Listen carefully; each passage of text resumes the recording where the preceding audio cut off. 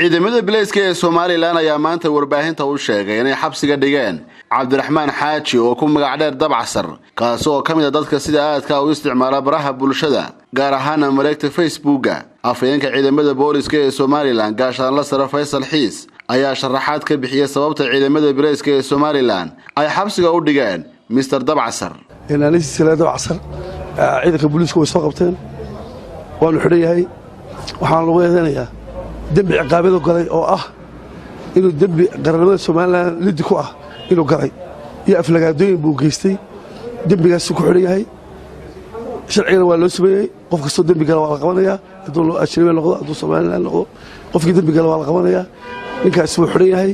kiiskiisa waa la baarayaa wixii ka soo baxana waxaan u gudbin doonaa hadii Ilaahay ka dhigo maxkamadda iyo xeelaanta awoodooda ciidanka booliska ninkaas waxba uma geysan waxna lama dilinin isagu ma ku andacoonay cidisha ma jirto booliisku waa ka wax ilaaliya waa ka dadka nafta iyo maalka ilaaliya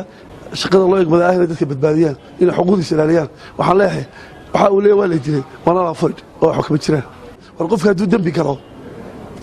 dembigu waxa gudub kasta loo geystay sharciga ninkan dembi uu ka galay qaranimada Jamhuuriyadda Soomaaliland wuxuu geystay aflagaadeen buu geystay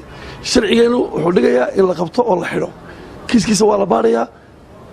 si degdeg ah insha Allah waxa loo gudbin doonaa maxkamadda iyo xeelaanta awoodooda